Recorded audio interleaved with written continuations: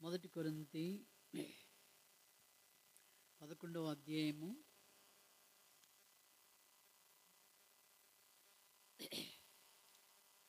28వ వచనం అందరం కలిసి చదువుకుందాం. కాబట్టి ప్రతి మనుష్యుడు తను తాను పరీక్షించుకొనవలెను, అలాగ చేసి ఆ రొట్టెను తిని ఆ పాత్రలోనిది త్రాగవలెను. ప్రభు సహాయం కొరకి మనం ప్రార్థన చేసుకుందాం. ప్రేమగల తండ్రి, పరిశుద్ధుడైన మా దేవ, నీకు వందనములు. ఈ సమయాన్ని నేను ఆరాధింపచేసినందుకు, నన్ను నడిపించినందుకు నీకు వందనాలు. మిగతా సమయం మాకు ఎంతో ఆశీర్వకరంగా చేయండి. మీ వాక్యం ద్వారా మాతో నేను మాట్లాడుతున్నాను. యేసునాథునైన ఘనమైన నామములో స్తుతించి ప్రార్థిస్తున్నాం తండ్రి, ఆమేన్. దేవుని యొక్క వాక్యంలో ప్రభు తనకు స్వాస్థ్యముగా తన బిడ్డలుగా ఏర్పరచుకున్న తర్వాత తన యొక్క రాకడ పర్యంతరము మనం ప్రభు కొరకు నమ్మకంగా ఉంటూ ప్రభు సన్నిధిలో జీవించే కొరకై యోగ్యమైన జీవితాన్ని జీవిస్తూ ఉండాలని ప్రభు యొక్క ఆశ. అందుకనే ఆయన ఏం చేశాడంటే, కాబట్టి ప్రతి మనుషుడు ఏం చేసుకోవాలండి, తను తాను పరీక్షించుకున్న వాళ్ళను అని చెప్పాడు. తను తాను పరీక్షించుకోవాలి. మనల్ని పరీక్షించుకోవడమంటే చెప్తే మనం ఎక్కడ పరీక్షించుకుంటామంటే, సరిగా దూకున్నామా, సరైన బట్టలు కట్టుకున్నామా, లేకపోతే ఈ లోక సంబంధమైన దాని గురించి మనం ఏం చేస్తామో ఆలోచన చేస్తాం. ఏంటి, నువ్వు పరీక్షించుకోండి, లోక సంబంధమైన దాని గురించి మనం ఆలోచన చేస్తాం, పరీక్షించుకుంటాం కదా. దేవునికి ఏది ఇష్టము, దేవునికి ఏ సంబంధం ఇష్టమో ఆత్మీయ సంబంధమైన ఆత్మీయమైనటువంటి స్థితి ఆయనకి ఇష్టం. అర్థమైందా అండి? అందుకని దేవుని వాక్యంలో కొరింథీయులకు రాసిన మొదటి పత్రికలోనే 3వ అధ్యాయంలో ఒక మాటను చూడండి. 3వ అధ్యాయము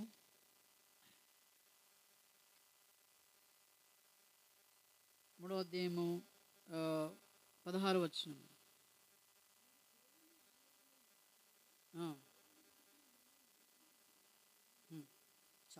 దేవుని మీరేమై ఉన్నారండి? దేవుని ఆలయమై ఉన్నారు. బాగా గుర్తుపెట్టుకోండి, దేవుని ఆలయం ఎప్పుడు అవుతున్నారు? మీరు నేను అందరము కూడా దేవుని ఆలయం ఎప్పుడయ్యాం? అదే కదా, మీరు మారు మనసు పొంది పాపక్షమాపణ నిమిత్తము మరి బాప్తిసం పొంది తర్వాత ఆయన దగ్గర ఒప్పుకున్నప్పుడు అప్పుడు మన హృదయము ఎలా అయిందండి? దేవుని నాకు తెలియ ముందు దేవుని యొక్క బిడ్డనుగా నేను ఉండాలంటే ఈ పాట పాడితే సరిపోతుందిలే అనుకున్నాను నేను. అప్పుడు యేసుప్రభు లేడు, కానీ లేదు. కానీ ఏం చేసేదంటే, యేసునాథ నీదు ప్రేమ ఎన్న తరము కాదయ్యా, పాపినన్ను బ్రోవా నీదు ప్రాణమిడితివా. ఈ మీనింగే తెలియదు అప్పుడు నాకు. పొద్దున పాట పాడేది, మధ్యాహ్నం మ్యాట్నీ సినిమాకి పోయేది. ఎన్నో రకాలైనటువంటి పాప జీవితం, దాని మీనింగ్, దాని యొక్క అర్థాలు తెలియక ఈ భక్తి వేషాలు వేయాలనేది అనుకుంటూ వారితిగా జీవిస్తూ ఉండేది. కానీ దేవునికి ఏది ఇష్టమండి? దేవునికి ఏం కావాలో, నీ హృదయం నాకు ఇమ్మని అడిగాడు కదా. మనల్ని ఏమని అడిగాడు ఆయన? నీ హృదయము నాకు ఇమ్ము. పెళ్ళిలో అడిగినట్టు కూడా అడగలే. పెళ్ళి అయ్యేటప్పుడు ఏం చేస్తారండి? ఆ అమ్మాయి అబ్బాయి బాగుందండి, కానీ ఇప్పుడు ఏం కావాలి? ప్రమాణాలు కాదండి, అక్కడి వరకు పోకముందే నువ్వేమిస్తావు, నేనేమిస్తా. అవునా కదా? I'm right? నేను కరెక్ట్ చెప్తున్నా? నువ్వేమిస్తావు, నేనేమిస్తా. ఎంత చక్కగా ఉన్నా 1000 రూపాయల దగ్గర అది ఒప్పుకోలే కాబట్టి ఏమైపోతుంది? పోతుంది. చక్కగా ఉంది. ఒకవేళ వీళ్ళు అనుకున్నది ఇచ్చి వాళ్ళు అనుకున్నది ఇస్తే ఇది ప్రభు చిత్తం. ఎప్పుడు అంటాం మనము? మన ఇవన్నీ కరెక్ట్ అయితేనే ప్రభు చిత్తం అది కదా. అలా కావాలని మనకి అట్లా అడగలే కదా దేవుడు. నీ హృదయము ఎంత భయంకరంగా ఉందో, ఎంత పాపం. కాబట్టి నీ హృదయాన్ని నాకు ఇవ్వు. ఈ భయంకరమైన ఈ హృదయము ఎవరిలో ఉంటుందండి? చదువు ఉన్న వారిలో ఉంటుందా, చదువు లేని వారిలో ఉంటుందా? చెప్పండి. అందరిలో సమానంగా ఉంటుంది. ఇందులో ఎక్కువ తక్కువలు ఏమి లేదు, చదువే ఎక్కువ తక్కువలు ఒక్కొక్క దాన్ని బట్టి చదువుతూ ఉంటారు దాన్ని. కానీ ఈ పాప నియమాలు హృదయంలో ఉన్నాయి చూడండి, అవి అయితే సమానంగా ఉంటాయి. అర్థమైందా? ఇంకా కొందరు మధ్యలో ఆ, ఎక్కువగా ఉంటుంది. చాలా కొద్దిమంది చదువుకున్న వాళ్ళ విషయంలో రకరకాలుగా. అయితే దేవుడు ఏమంటుండంటే, నీ హృదయము మీరు దేవుని ఆలయమై ఉన్నారు. మన హృదయం దేవుని ఆలయం ఎప్పుడైపోయింది? ఎప్పుడైతే యేసు రక్తంలో మనం కడుక్కున్నామో మన పాప జీవితాన్ని, ఆ ఆ మార్గంలో ఆ రీతిగా మనం పోయినప్పుడు, ఇంకా చూడండి, నేను పాటలు పాడేది, అన్నీ చేసేది, భక్తి వేషాలు వేసేది, కానీ రక్షణ లేదు. అన్నీ పాప జీవితం. యూత్ మీటింగ్లో ట్రెజరర్ నేను. యూత్ మీటింగ్లో ట్రెజరర్. ట్రెజరర్ అయితే ఏం చేసేది చూడు, మాకు ఎవరు పైసలు ఇచ్చడం లేరు కాబట్టి, అరే నా దగ్గర పైసలు ఉన్నాయి కదా, మనం సినిమాకి పోదాం, మళ్ళీ వచ్చినప్పుడు అందులో కలుపుదాం. అర్థమైందా? సో అలాంటి జీవితం. తర్వాత ట్రైన్కి వెళ్ళాలంటే ఏం కావాలి? టికెట్ కావాలా? టికెట్ కూడా అవసరం లేదు. అన్నీ ఉన్నాయి, అన్నీ అబద్ధమైనటువంటి జీవితం అన్నట్టు. అయితే అప్పుడు ఆ హృదయము ఎవరికి ఉంది? సాతానికి సంబంధించింది ఉంది. ఇష్టమున్నట్టు సినిమాలు, షికార్లు, ఇవన్నీ. అప్పుడు ఆ హృదయం ఎవరికి ఉండే? అపవాదికి సంబంధించింది ఉండే కాబట్టి వారిని సంతోషపరచుట కొరకే మరి అట్లా సినిమాలు, షికారులు, లోకరీతిగా ఆ రీతిగా జీవిస్తూ ఉండేది. అర్థమైందండి? నేను అప్పుడు సినిమాలు చూసేటప్పుడు అనుకునేవాడిని ఏంటంటే, ఆడికి పోయి చూడాలి, నా ఇంట్లోనే ఉంటే బాగుండు అనుకునేది. అప్పుడు మా చిన్నతనంలో అనుకునేది, కానీ అప్పుడు లేదు. కానీ ఇప్పుడు ఏమైంది? ఇప్పటి యవనస్తులకు ఎంత అమృతంలాగా దొరికిందో అది. వాళ్ళు దాన్ని విడిచిపెడతలేరు. ఇంట్లో ఎవరినైనా విడిచిపెడతారు, కానీ ఏం విడిచిపెట్టరు? ఆ మొబైల్ని విడిచిపెట్టరు. ఎందుకంటే అది పాప నియమాలకు, నీ యొక్క అలవాట్లకు, నీ యొక్క ఆశలకు, నీ యొక్క కోరికలకు చాలా దగ్గరి సంబంధము ఏర్పడి ఉంది. అందుకని దాన్ని విడిచిపెట్టలేదు. అయితే ప్రభు బిడ్డలు ఆయన ఏమంటే, మీరు దేవుని ఆలయం ఉన్నారు కాబట్టి ఆ దేవుని ఆత్మ మీలో నివసిస్తున్నది. మనలో దేవుని ఆత్మ ఎప్పుడు నివాసంగా ఉంటుందండి? దేవుని ఆత్మ మనలో నివాసంగా ఉండాలంటే ఎప్పుడు ఉంటుంది చెప్పండి?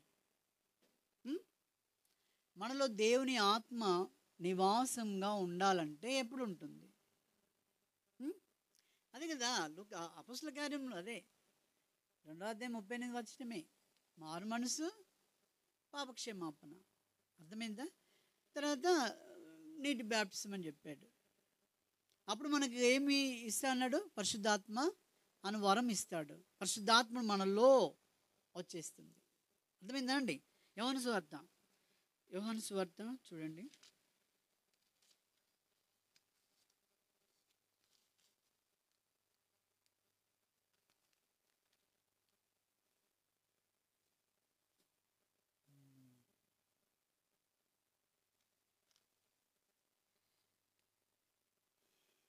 యోహాను సువార్త 15వ అధ్యాయము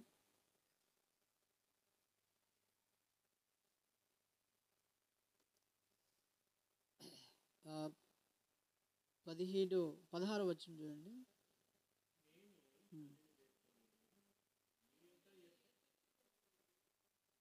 16 కరెక్ట్. 16వ వచనం కరెక్టే. నేను తండ్రిని వేడుకుంది.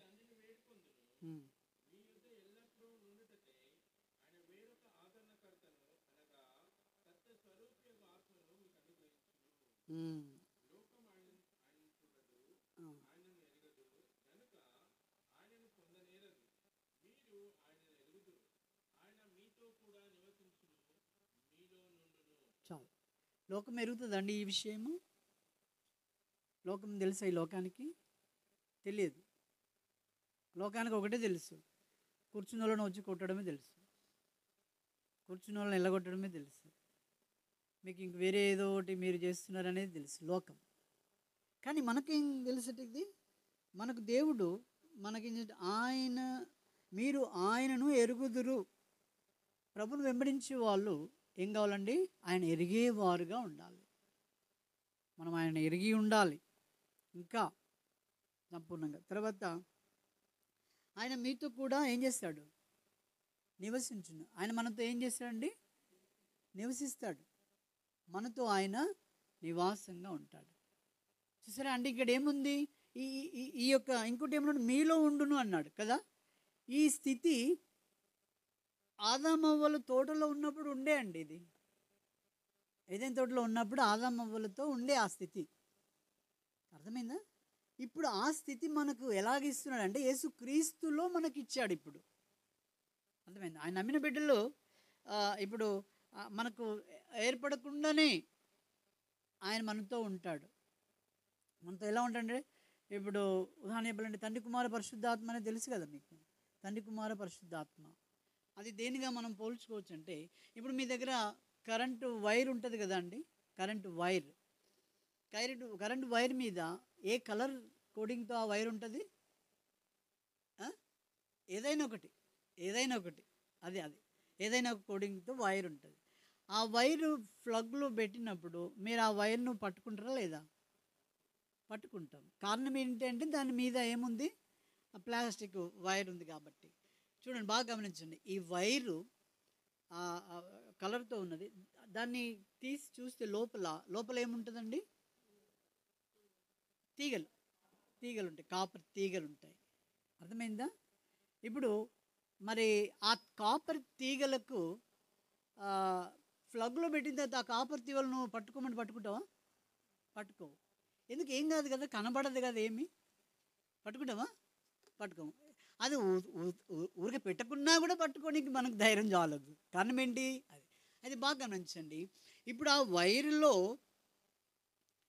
కనబడనటువంటి పవర్ ఉంటుంది అందులో. అంతేనా? ఆ వైర్లో ఏముంటుందండి? ప్లగ్లో పెట్టిన తర్వాత కనబడకుండా ఉన్నటువంటి పవర్ ఉంటుంది. అర్థమైందా?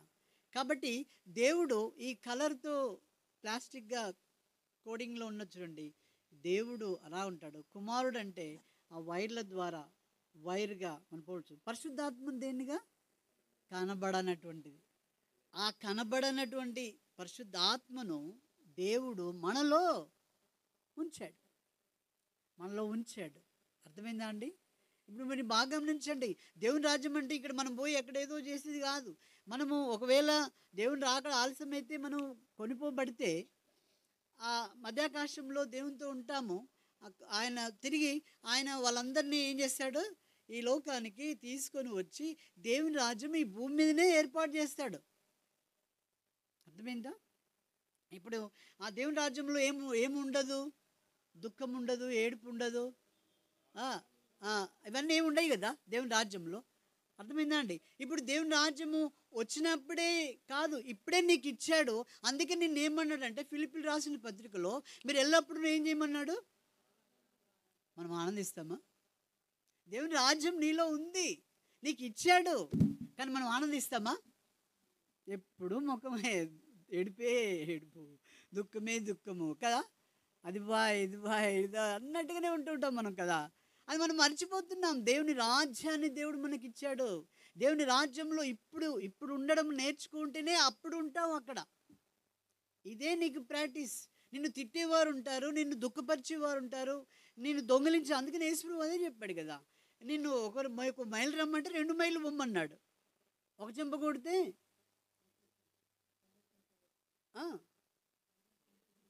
మర్చిపోయిందా? పెద్దవాళ్ళకి గుర్తున్నాయి. ఒక చెంప కొడితే ఇంకోటి ఏమన్నాడు?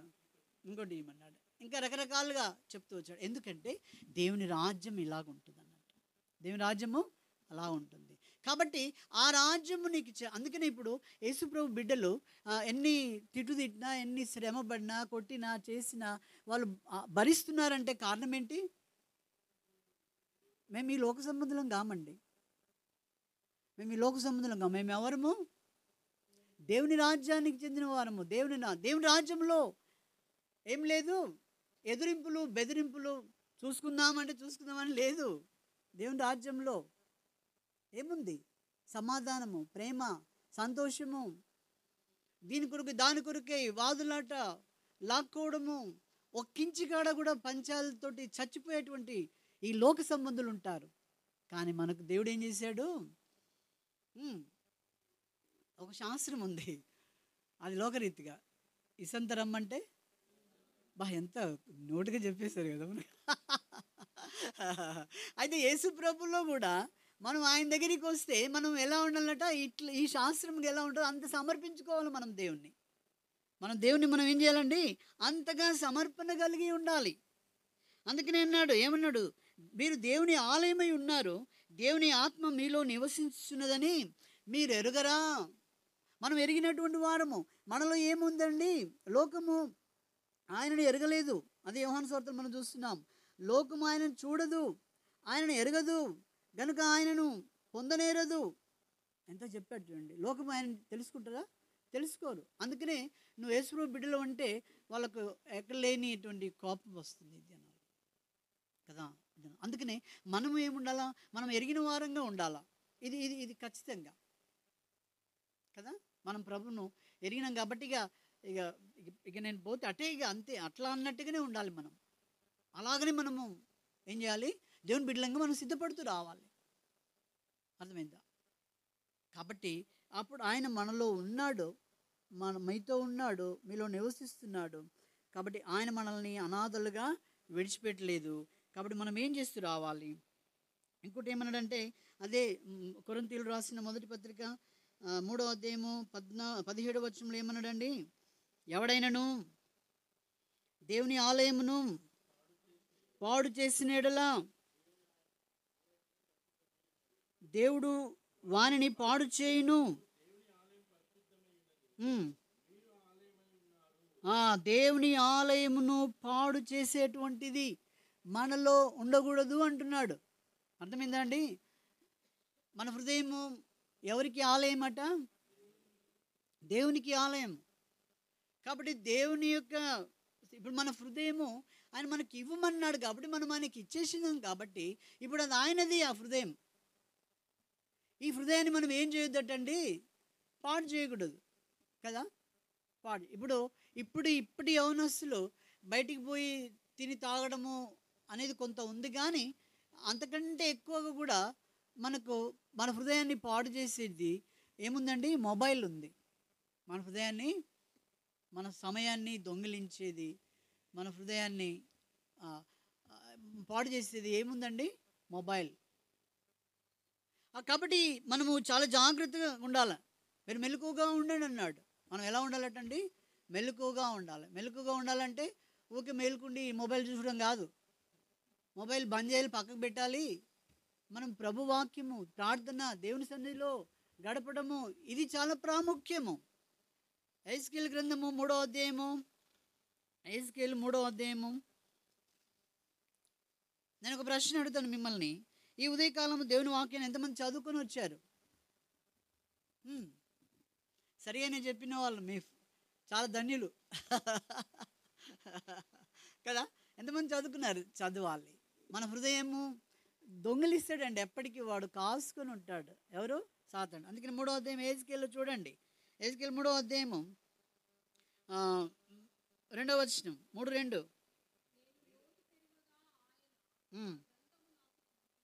నోరు తెరువగా గ్రంథాన్ని నీకు ఏం చేశాడటండి, తినిపిస్తాడు. మనం దేవునిలో బలపరచబడాలంటే, దేవుని యందు విశ్వాసంలో ముందుకు వెళ్ళాలంటే మనం ఉదయకాలమునే అన్ని సమయాల్లో మన నోరు తెరిచి దేవుని వాక్యాన్ని మనం ఏం చేస్తూ రావాలి, చదువుతూ ఉండాలి. అదే తినిపించడం. తర్వాత నరపుత్రుడా,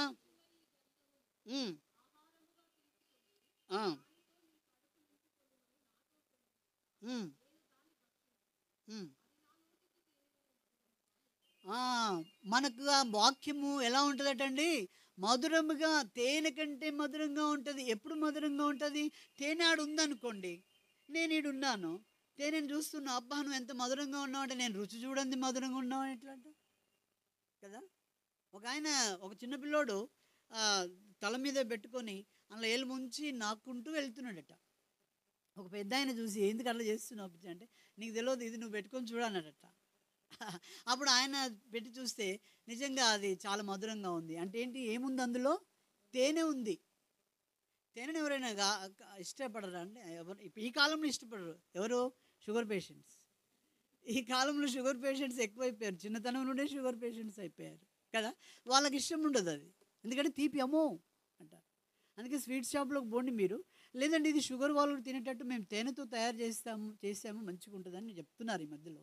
కానీ మనకు ఒక భయం, అపోహ ఏంటంటే తేనె తింటే కూడా ఎక్కువ వద్దన్నటువంటి భయంతో అన్ని పక్కకు పెట్టేస్తున్నాం. దేవుని వాక్యము ఎలాంటిదటండి, తేనె కంటే, జుండి తేనె కంటే చాలా మధురమైనటువంటిది. ఈ దినాలలో మనం ఈ తేనెను, ఈ యొక్క వాక్యాన్ని మనం ఎక్కువగా ధ్యానించి మనం దాంట్లో బలంగా లేకపోతే చాలా గడ్డు దినాలు వచ్చేసినాయి కదండి.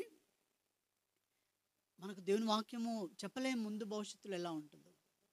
కాబట్టి నువ్వేం చేయాలి, ఇప్పుడైనా మెలకువగా ఉండి దేవుని వాక్యాన్ని ఏం చేస్తూ రావాలండి, చదువుతూ ఉండాలి.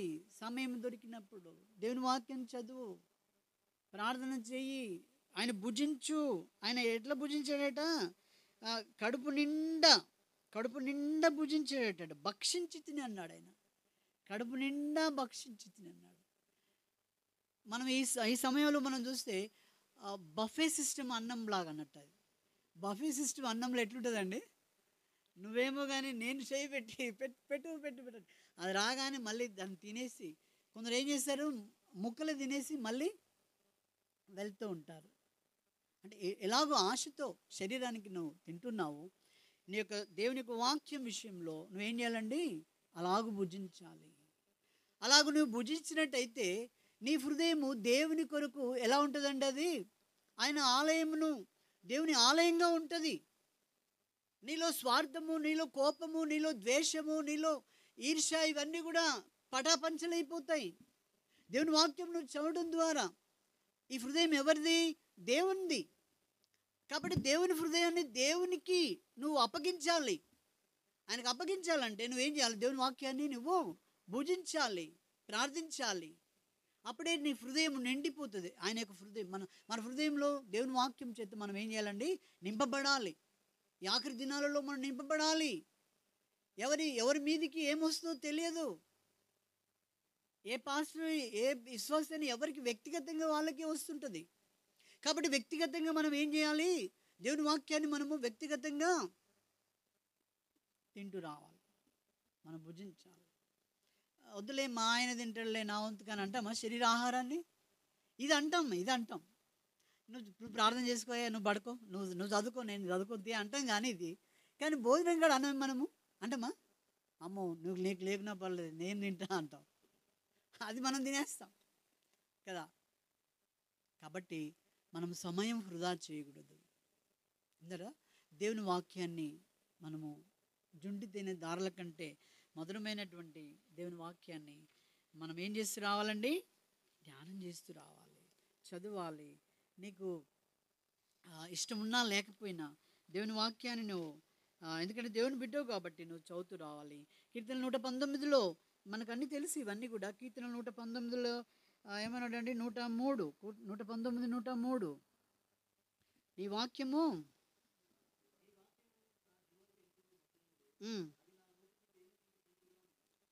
నా జిహ్వకు ఎలాగట ఎంతో మధురము అంటాడు. ఎంతో మధురం. జిహ్వ అంటే నాలుక. ఇప్పుడు ఉదాహరణ చెప్పాలంటే నేను ఎప్పుడు చెప్తుంటాను, మనము వేరుశనగ పల్లీలు తింటాం కదండి, ఆ పల్లీల యొక్క రుచి ఎక్కడ చూస్తుంది, నోట్లో. ఆలోచించాలి ఇప్పుడు మీరు కదా, చెప్పాలా, పండ్లకే తెలుస్తుంది. దవడ పండ్ల దగ్గర మీరు ఆ పల్లీలు నలిమితే ఆ టేస్ట్ అక్కడ తెలుస్తుంది, నాలుకకు తెలియదు. అంతేనా? డాక్టర్స్ ఉన్నారు కదా, అంతేనా? ఓకే. ఎందుకంటే నాలుకకేమో ఉప్పు, కారము, రకరకాల వేరే తెలుస్తుంది. మీరు పల్లిని ఈ నాలుక మీద పెట్టండి, అది ఎలా ఉంటుంది, అది చెప్పండి. అంటే దానికి ఉప్పు కలిపితే ఉప్పు కనబడుతుంది దాని మీద. కానీ అది ఒకవేళ నువ్వు దాన్ని చించి నాలుక మీద పెట్టినా దాని టేస్ట్ తెలుస్తుందా? దాన్ని విరగొట్టి దాన్ని నాలుక మీద పెట్టినా దాన్ని రుచి చెప్తుందా అండి? అది ఏమని చెప్తుంది, అది నాలుక ఏమని చెప్తుంది? 4 ముక్కలు చేసి నువ్వు నాలుక మీద పెడితే కూడా ఎట్లుందని చెప్తుంది, అది సప్పగా ఉందండి అని చెప్తుంది, అంతే. దాని యొక్క టేస్ట్ నిజంగా చెప్పాలంటే పండ్ల ద్వారా అది తెలుస్తుంటుంది. కాబట్టి దేవుని యొక్క వాక్యము నా జిహ్వకు ఎంతో మధురముగా. ఈ మధురమైనటువంటి దేవుని వాక్యం ఎవరికి మధురంగా ఉంటుందండి? దేవుని బిడ్డలకే, దేవుని బిడ్డలైనటువంటి వారే. ఆయన ఎవరైతే ఎరిగి ఉన్నారో వారికే కదా, వారికే తెలుస్తుంది. కాబట్టి అవి నా నోటికి తేనె కంటే తీపిగానున్నవి. తర్వాత ఏం చేస్తున్నాయి? 105లో నీ వాక్యం నా పాదములకు దీపము, మన త్రోవకు వెలుగుగా ఉంటుంది.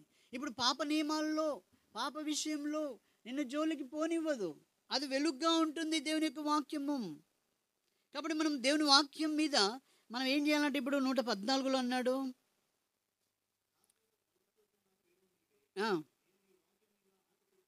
మన ఆశ అంతా ఏం మీద ఉండాలండి?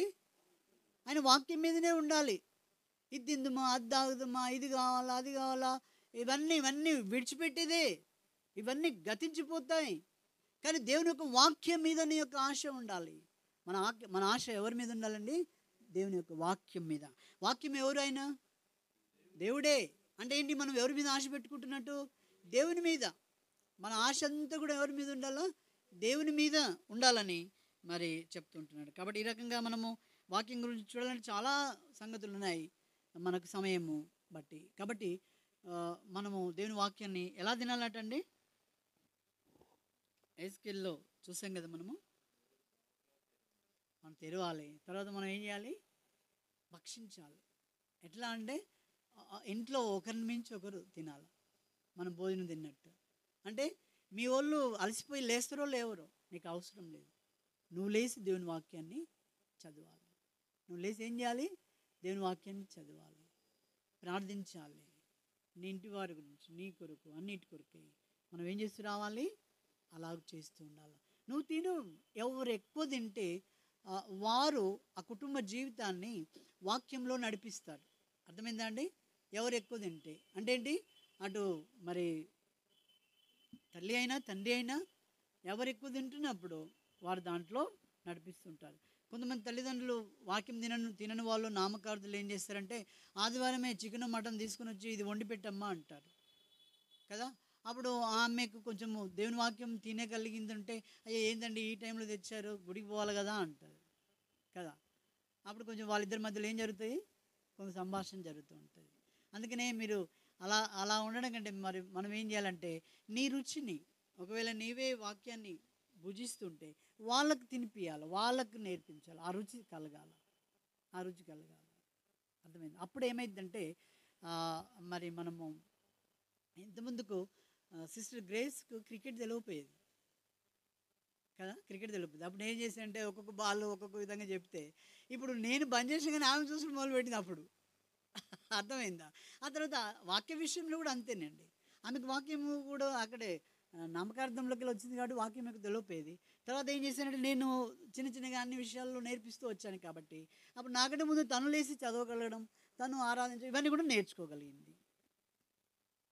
అది మనము చూపించాలి, అది మనం నేర్పించాలి మన పిల్లలకు. మనము ఎందుకంటే నువ్వు ఎంతకాలం ఉంటావు నీకు తెలుసా? నీది నాది నాదని దేని కొరకు నువ్వు నీ ఆశ అంతా దాని మీద పెట్టుకొని చచ్చిపోతున్నావు మనం ఈ లోకంలో. జాగ్రత్త. నువ్వు చచ్చిపోయే సమయంకు నీ ఆశ ఎలా ఉంటుందో దేవునికి తెలుస్తుంది. దాన్ని బట్టి జడ్జిమెంట్ జరుగుతుంది అక్కడ. ఆ తీర్పులో నువ్వు తప్పించుకోలేవు. నీ ఆశ దేవునిదై ఉండాలి, దేవుని కొరకు జీవించాలి. ఆర్థిక ఉంట కొరకే ప్రభు మనకు సహాయం చేయండి గాక. మనం మోకరించుదాం, ప్రార్థన చేసుకుందాం, యోగ్యంగా మనం బలలో చేయిద్దాం.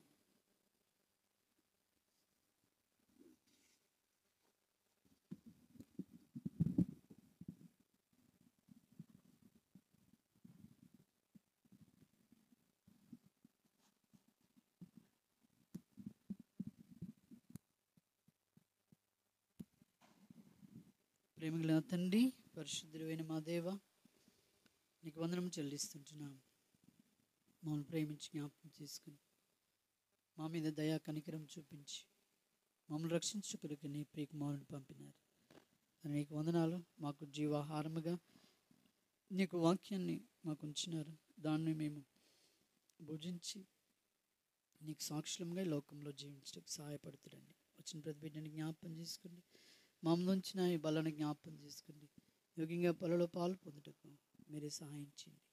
మమ్మల్ని ఆ రీతిగా సిద్ధపరచము, కృప చూపించు. వందనము చెల్లిస్తూ సమయాన్ని మమ్మల్ని మీ చేతులకు అప్పచెప్పు యేసు నామములో స్తుతించి ప్రార్థిస్తున్నాం తండ్రి, ఆమేన్.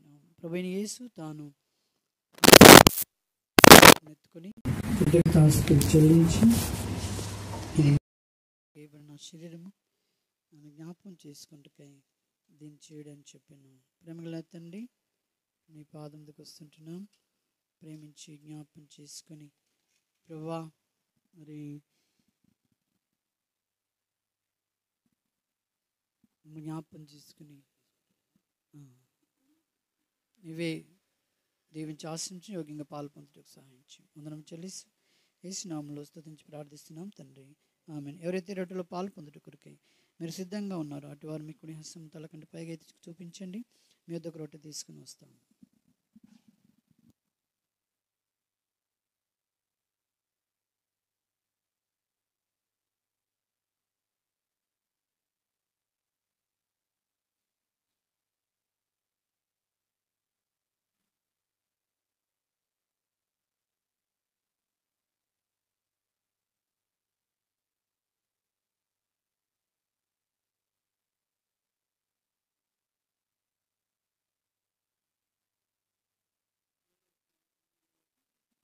మీ కుడి హస్తం మాకు కనిపించేలాగానే ఎత్తి చూపించండి.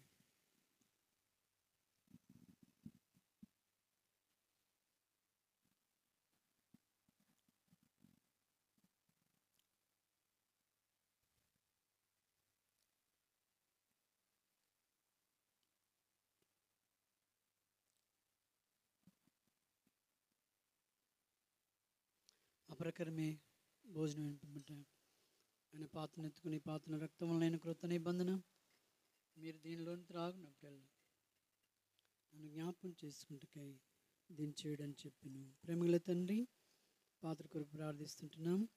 దీవించి ఆశించండి, యోగ్యంగా పాలు పొందుటకు సహాయం చేయండి, కృప చూపించు. యేసు నామములో స్తుతించి ప్రార్థిస్తున్నాం తండ్రి, ఆమేన్. ఎవరైతే రొట్టెలో పాలు పొందినారో మరలా మీ కుడి హస్తాన్ని పైకెత్తి చూపించండి. పాత్ర మీ వద్దకు తేబడుతుంది.